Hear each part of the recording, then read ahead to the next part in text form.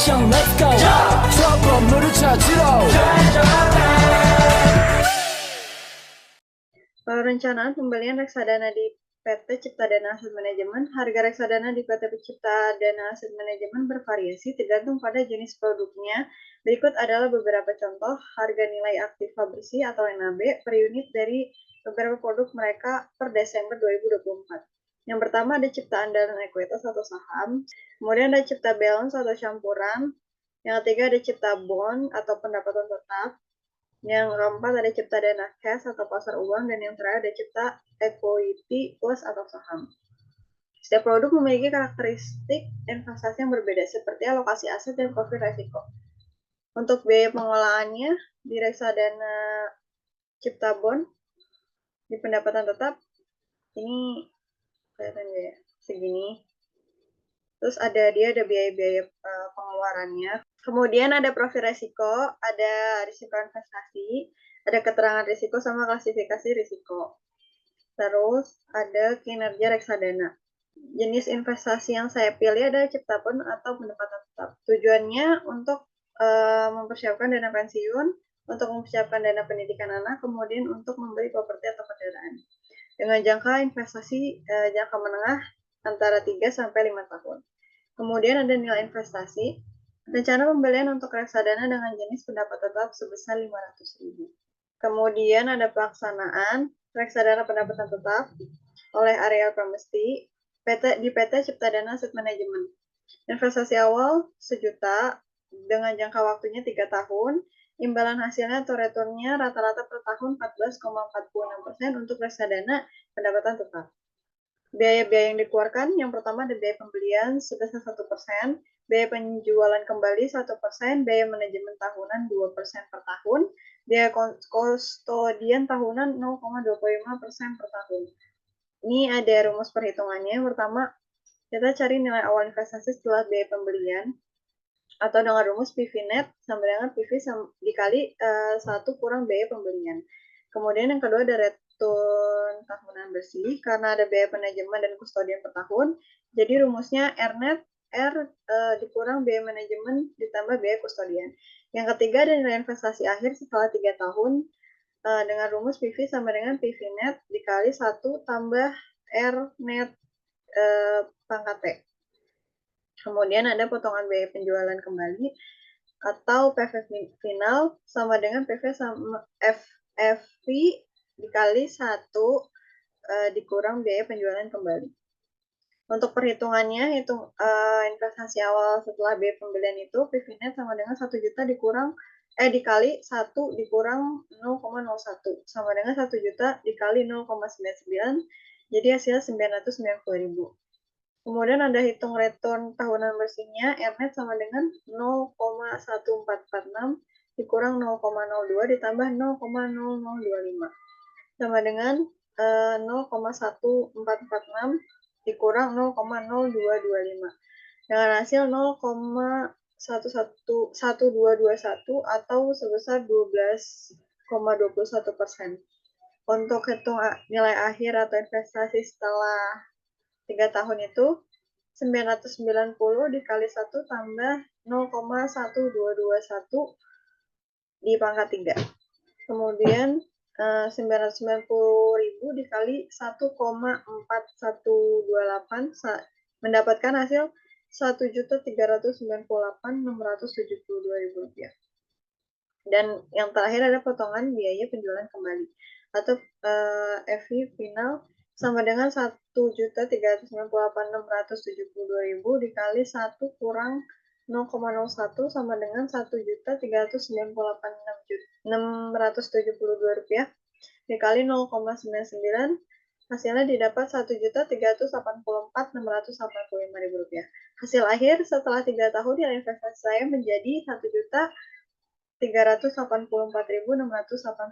dan sudah dikurangi dengan semua biaya atau biaya pembelian, manajemen, kustodian, dan penjualan kembali. Kemudian ada evaluasi hasil investasi reksadana di PT Cipta Dana Aset Manajemen atau pendapatan tetap. Yang pertama, pertumbuhan nilai investasi dari modal awal sebesar 1 juta, investasi tumbuh menjadi 1.384.685 dalam waktu 3 tahun. Ini setara dengan pertumbuhan total sebesar 38,47% dalam 3 tahun atau sekitar 12,21% per tahun secara bersih. Yang kedua ada dampak biaya biaya pembelian dan penjualan kembali masing-masing 1%, serta biaya tahunan 2%, manajemen 0,2 ditambah 0,25% kustodian. Memengaruhi pengembalian akhir. Jika tidak ada biaya sama sekali, return akan lebih tinggi. Yang ketiga ada kelebihan investasi di reksadana pendapatan tetap. Imbal hasil cukup menarik, 12,21% per tahun setelah biaya. Yang kedua ada relatif lebih stabil dibandingkan instrumen saham. Yang keempat atau yang terakhir kekurangannya, biaya yang dikenakan cukup signifikan dan mengurangi hasil investasi, terdapat risiko terkait kinerja manajer investasi dan kondisi pasar obligasi. Jadi dengan investasi awal sebesar 1 juta di reksadana pendapatan tetap dengan rata-rata imbal hasil 14,46% per tahun memberikan hasil akhir sebesar 1.384.685 dan sudah dikurangi dengan semua biaya. Secara keseluruhan menurut saya investasi ini memberikan imbal hasil yang cukup kompetitif dan menarik bagi investor dengan profil risiko menengah dan mencari keuntungan stabil dalam jangka menengah. Namun biaya yang dikenakan perlu diperhatikan karena akan mempengaruhi hasil akhir. Perencanaan pembelian obligasi di Bank Sentral Asia atau Bank BCA. Bank BCA menawarkan obligasi untuk nasabah melalui layanan wealth management. Harga obligasi bervariasi tergantung pada jenis obligasi, tenor, kupon bunga, dan harga pasar saat pembelian. Di setiap instrumen investasi obligasi yang ditawarkan berbeda. Ada beberapa perbedaan di antaranya, terutama terkait dengan tingkat bunga, peringkat kredit, dan durasi obligasi. Obligasi yang saya pilih obligasi negara retail seri ORI 024 tenor 6 atau T6. Ya, seperti ini. Grafik harga periode 3 bulan. Terus ini grafik yield periode 3 bulan. Lanjut. Jenis investasi yang dipilih obligasi negara retail seri ORI 024 T6 obligasi pasar sekunder. Tujuan memilih mendapat pendapatan tambahan return, menabung untuk jangka menengah hingga panjang, untuk mengamankan modal, manfaat pajak yang lebih rendah, diversifikasi portofolio untuk mengurangi risiko keseluruhan.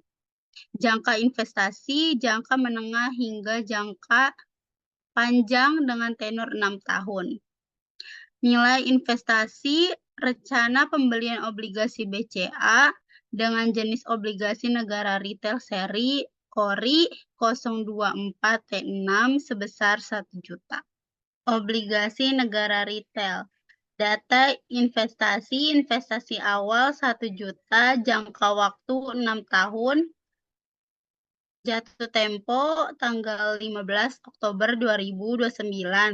Tingkat kupon tetap 6,35% per tahun. Imbalan hasil hingga jatuh tempo 6,30%. Pajak atas kupon 10% final. Pembayaran kupon bulanan. Penghitungan kupon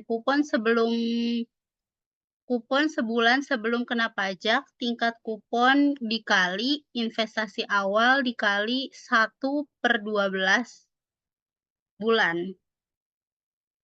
6,35% kali 1 juta kali 1/12 atau 1/12 sama dengan 5.291,66 dibulatkan menjadi 5.292. Kupon per unit yang dibayar kedua kali dan setiap bulan sampai dengan tanggal jatuh tempo adalah sebesar Rp5.292. Setelah dipotong pajak 10%, dikenakan PPh final sebesar 10% atas kupon yang diterima, yaitu Rp5.292 dikali 10% sama dengan 529,2 perak. Kupon bersih yang diterima investor setelah dikurang PPh final 10% adalah Rp5.292 dikurang 529,2 perak sama dengan Rp4.762,8 dibulatkan menjadi Rp4.763. Total kupon bersih selama 6 tahun durasi obligasi adalah 6 tahun atau 72 bulan.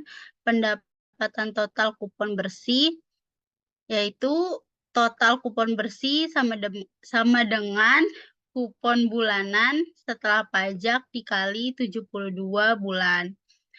Total kupon bersih sama dengan Rp4.763 dikali 72, hasilnya sama dengan Rp342.936. Imbalan hasil efektif hingga jatuh tempo. Imbalan hasil efektif hingga jatuh tempo adalah 6,30%. Ini menunjukkan pengembalian total dari pokok dan keuntungan yang diperoleh. Pengambilan total nilai pengembalian akhir sama dengan nilai investasi dikali 1 tambah imbalan hasil efektif pangkat 6 sama dengan 1 juta dikali 1 tambah 6,30% pangkat 6 sama dengan Rp1.442.778. Komponen total pengembalian, total pendapatan kupon bersih selama 6 tahun Rp342.936. Pengembalian pokok investasi 1 juta, keuntungan dari akumulasi bunga efektif Rp442.778. Total investasi akhir Rp1.442.778.